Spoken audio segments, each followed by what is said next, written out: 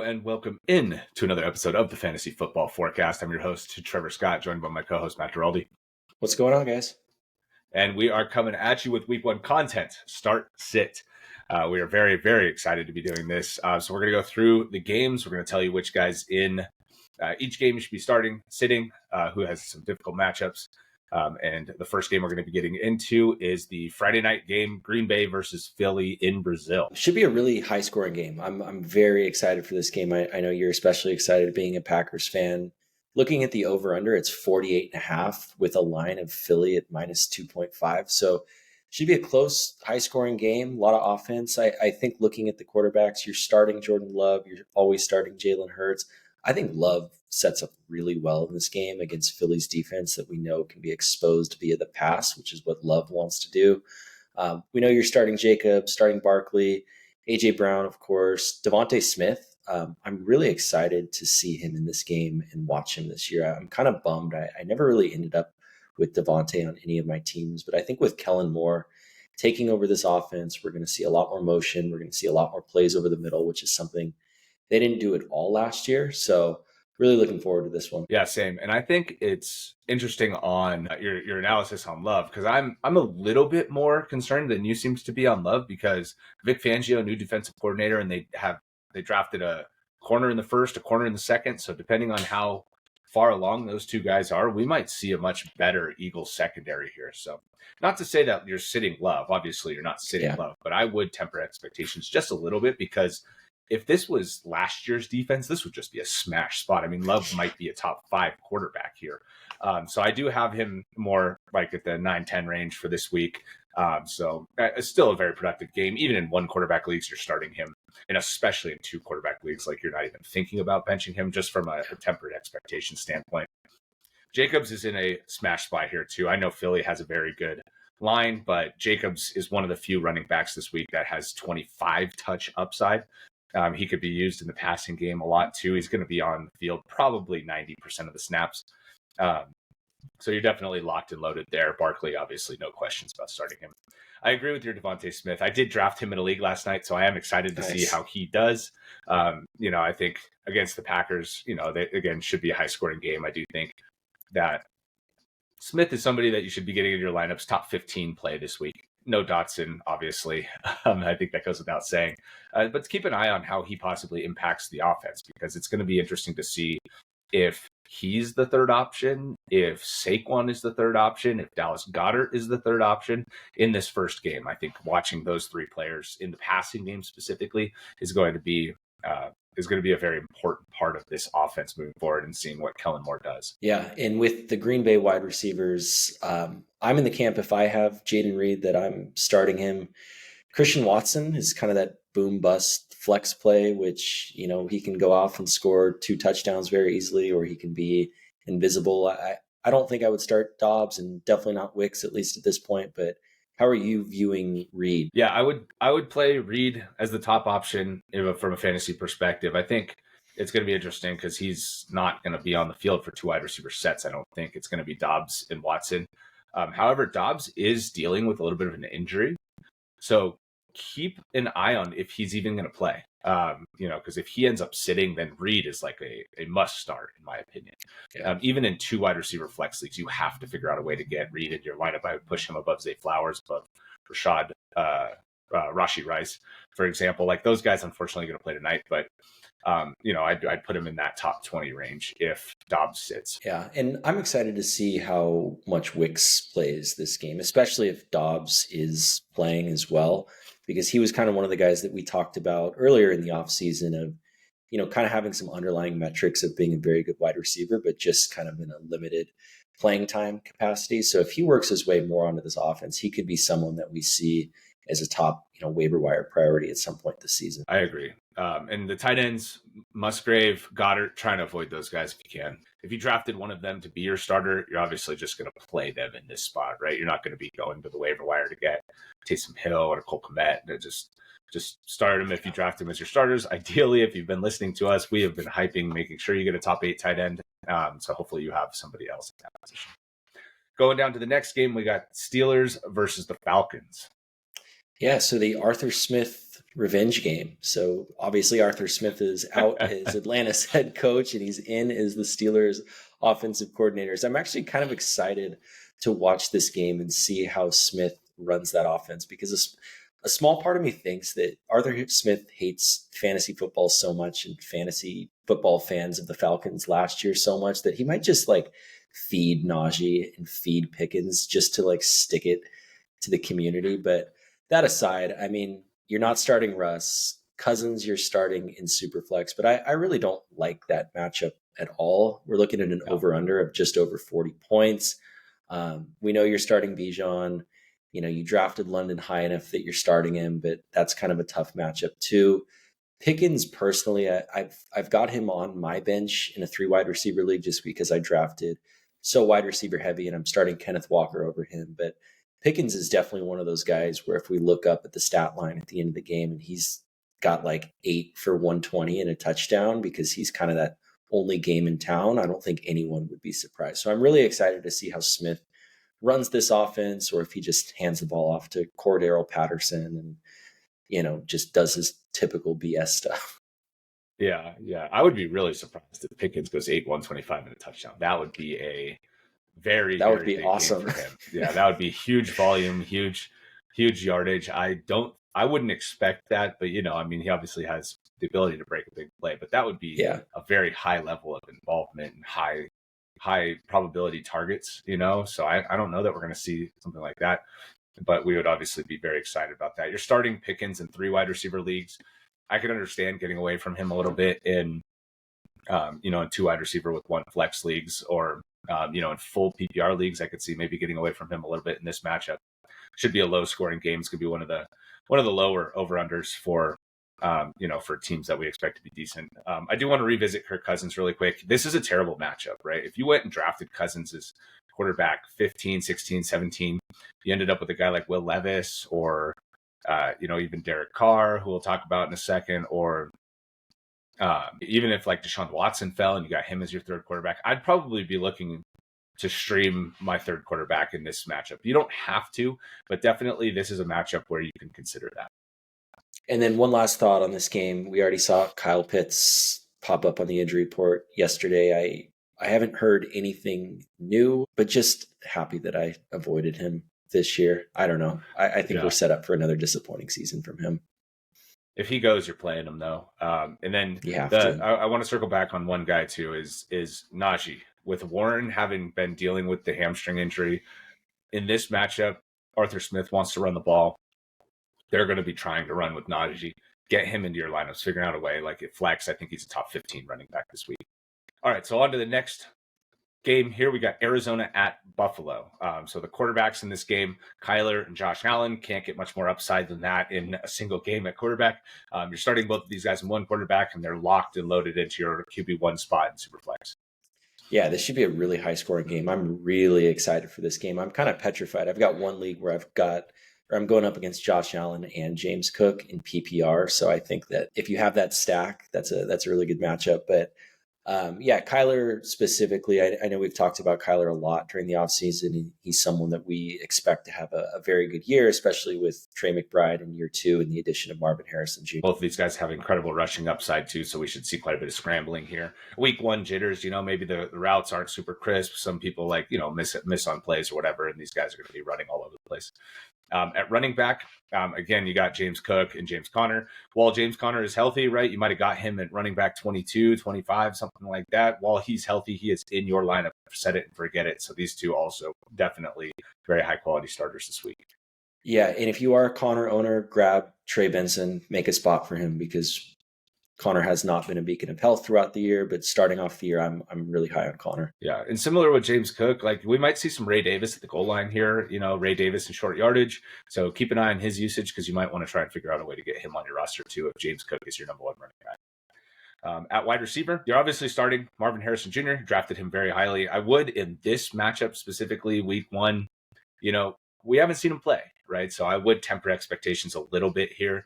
I'd probably rank him just inside the top 15, maybe, right in that area. I would push some of the guys behind him that I had ranked season long behind him. Like I'm pushing Olave over him this week, Puka over him this week, pushing maybe even Cooper Kupp over him this week, and a great matchup against the Lions. So, I would temper expectations a little bit. I wouldn't be too worried about what you see now. I think he's going to continue to get more comfortable, continue to get more targets. It's just in this first week, I would just temper expectations. I'm very excited about Harrison. I've got him in one of my leagues, but I think that's a good point. And there's also the chance that he just explodes too. I mean, if this is a high scoring game and he's the true focal point, like his talent, he's not like other rookies. So I'm very excited to watch that. And then looking at the Buffalo side for the wide receivers, are you starting any of those guys? Or are you just kind of hoping to see how it plays out? It's a sit all Buffalo wide receivers, even in deep leagues. Sit them. Curtis Samuel is the one that I was the most excited to start coming into the year, but unfortunately, he's been dealing with turf toe. He just hasn't been getting any practice reps. Keon Coleman, again, really but you probably got him closer to wide receiver 40, maybe even the second or third wide receiver on your bench. You don't need to go that deep in week one into your bench for a starter. It is funny to think about that. We're starting no Bills wide receivers in a high scoring game with Josh Allen, but it will work itself out. Just be patient. Yeah, and I think Dalton Kincaid could have a touchdown, James Cook could have a receiving touchdown, and Josh Allen could rush one in, right? And then Allen has a massive game, but none of the receivers really do a ton, And the other thing is there's three of them, right? Even with Khalil Shakir, so trying to guess which one might score, I don't think is worth trying to do in week one. Let's see how it shakes out. And in Kincaid, owners and truthers are going to riot if Dawson Knox scores a touchdown. Yeah, seriously. But they will play on the field at the same time a lot, I'm guessing. So going into the tight ends, I guess good transition there. You got McBride and Kincaid. Those guys are both locked and loaded starters, both top 5 plays. Well, maybe top 6 plays because Evan Ingram has a pretty good matchup this week. But you're not even considering benching either of those guys. Yeah, no shot. All right, so getting into the next game, we've got the Titans in Chicago. Chicago's favored by 4, over-under of 40.5. So I think this is actually the lowest over-under of the whole week. And I think that's more maybe of a reflection of the Titans offense and Chicago kind of having a new look offense. So maybe it takes them a little bit to go. But I think that they can both outproduce that over-under. I would expect that to go over. They both are going to be looking to push the ball down the field in a way that could end up making this game very high scoring. So going into the quarterbacks, you got Levis and Caleb Williams. So in one quarterback leagues, right, Caleb Williams is a question mark. In SuperFlex, you're definitely starting Caleb in this matchup. Levis is probably not a start, but like I mentioned earlier, if you drafted Kirk Cousins as your number 2 and you ended up with Levis, I could see a situation where you end up possibly looking to go in that direction for some additional upside this week. Yeah, I'm really excited to watch this matchup, specifically those quarterbacks, because Levis is someone that, we know he has the talent. We know he has the arm. They added Calvin Ridley. It sounds like D-Hop's playing. And then on the other side with Caleb Williams, just the debut of one of the most hyped quarterback prospects, we've seen in a long time.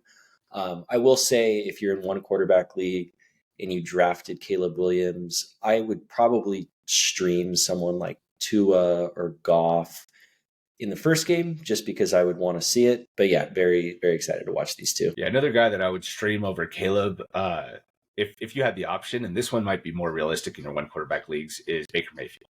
He has a very good matchup against the Commanders in week 1. So that's the main target in one quarterback leagues, because there's a chance that Tua is already drafted, and Goff is already drafted. So if you have to go a little lower, I would also play Baker there. All right, and then the wide receivers. So we did mention Ridley. Obviously, you're starting him in 3 wide receiver leagues. Even in 2 wide receiver and a flex, you're probably starting him in this matchup.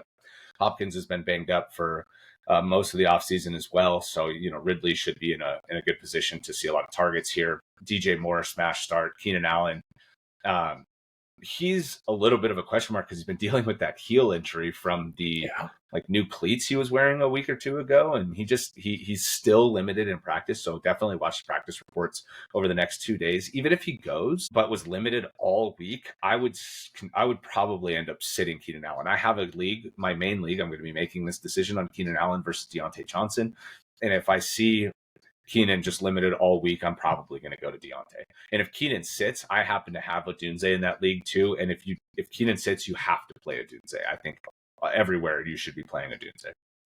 Yeah, I'm really excited to watch Odunze, and especially if Keenan does play, just how much he's targeted, how he's integrated into the offense. Because I think if Keenan plays and he's healthy, we talked about this before, but I think he will be a nice safety blanket for, the first game, just being able to get open in short and intermediate areas. But yeah, Odunze long term, don't cut him if he starts slow. I know that seems obvious to most people, but if you drafted Odunze and he's starting slow, just be patient with him because the talent is through the roof. If all of them are playing, you should have expected him to start slow, right? So he should be on your bench. You absolutely cannot cut this guy at all, right? If he does start to grow in target share, if they start to shift the offense more towards 3 wide receiver sets, if he's getting the ball down the field, those are going to be very valuable targets.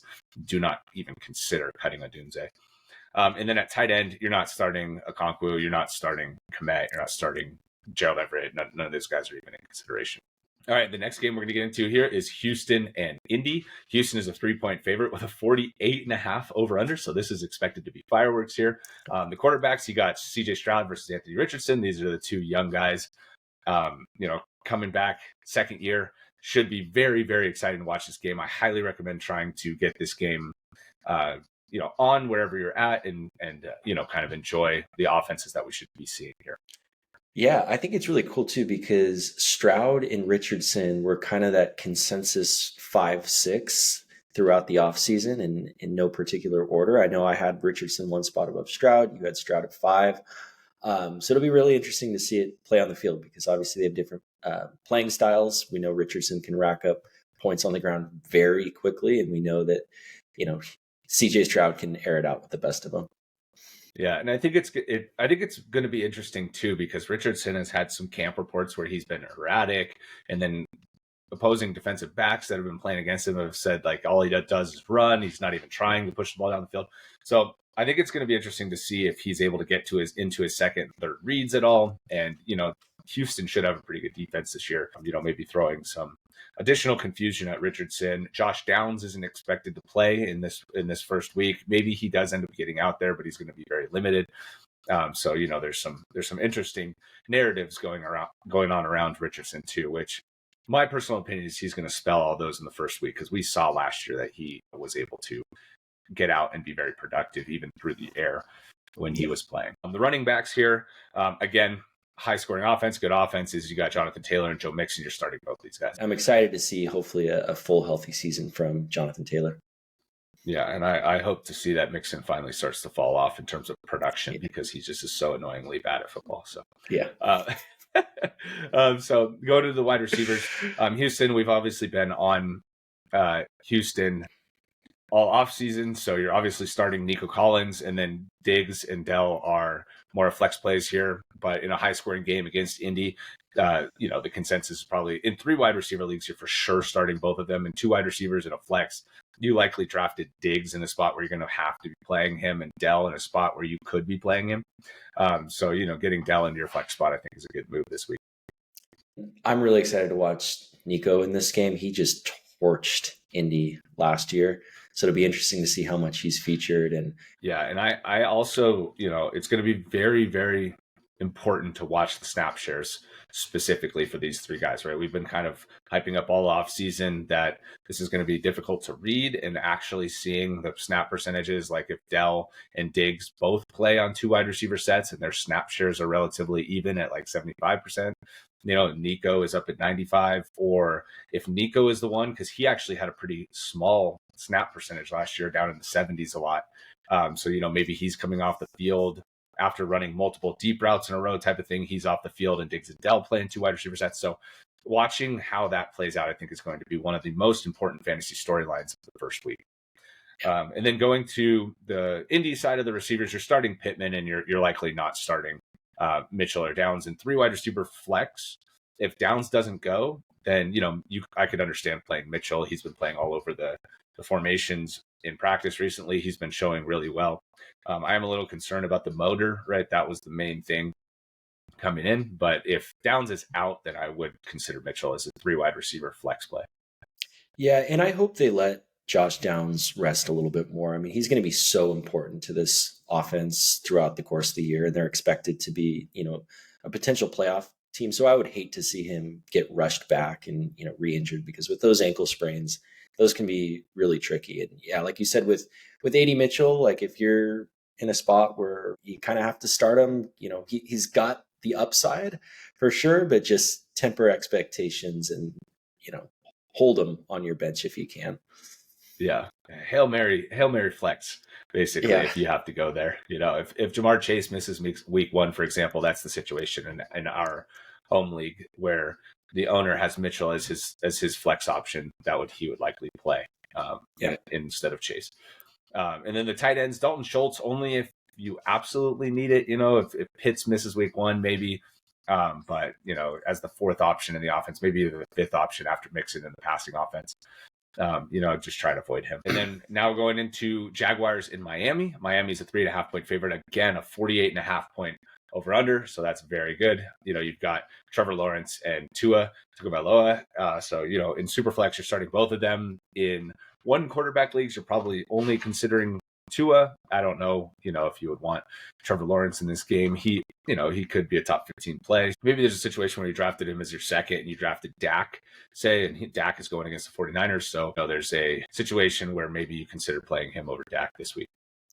Kind of similar to what I talked about with Caleb Williams. Like if you drafted Williams or Jaden Daniels and you want to see it for a week and Lawrence is available, I would probably feel more comfortable with him. But I think Tua is kind of in a smash spot here. As much as I dislike Tua as a football player, with Reek healthy and Watt, like there's just too many explosive players that he can go off. And he starts well too, right? Like also real quick, I want to correct. I said that Dak was playing against the 49ers. Dak is playing Cleveland, not the 49ers. Yeah. Still so I want to make sure I correct that. The 49ers play the Jets. So Dak is still playing a very good defense. So I messed that up. But still, if you want to consider Lawrence over Dak this week, I would understand that. At running back, we have Devon Achane and Travis Etienne. You're definitely starting both of them. Mostert in this game, it's week 1. We don't have to worry about Mostert's injury history, and we don't have to worry about him wearing down over the season as a 32-year-old running back, right? This is week 1. If you're going to play him, this is a good spot to do it. If you can get him into your flex spot, that's what I would be doing if you drafted Mostert. Yeah, I agree. I'm really excited to see how much Achane is used in terms of snap share, but in terms of the passing game too, I've kind of heard some rumors that they're going to try to throw him a few more passes too. So it'll be interesting to see how that plays out. Yeah, if I had to guess, I would be like Mostert on the ground for 15 and through the air getting 2 or 3 targets. And then Achane, I would guess 10 to 12 on the ground and 5 or 6 targets, so he could have, 10 for 60 and, 5 receptions for 50 yards and a touchdown there too. So I do think over 100 total yards and a score with multiple catches is definitely on the table for Achane in this game. For the wide receivers, obviously for Miami, you're starting Hill, you're starting Waddle. We don't need to get into that much more. From the Jaguars' perspective, Christian Kirk is likely going to be the top option, the most continuity there. But we do both really like Brian Thomas Jr., so I am excited to see how the dynamic between him and Gabe Davis plays out in this first week. Yeah, and we talked about this in our trade target show. If you inquire now about Brian Thomas Jr. and he starts slow and someone just kind of sees him as a potential cut, try and get him on your team because his upside through the course of the year is through the roof. I'm sure you guys are sick of hearing us talk about Brian Thomas Jr., but one last time. Yeah, and then obviously from the tight ends, you're starting Evan Ingram, very good spot for him here.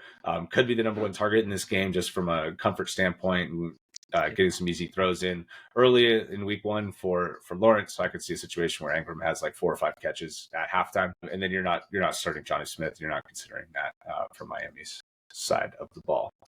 And then the last game we're going to get into here in this video will be Carolina at New Orleans. New Orleans is a 4.5 point favorite, 41.5 over under, so a low scoring game expected here.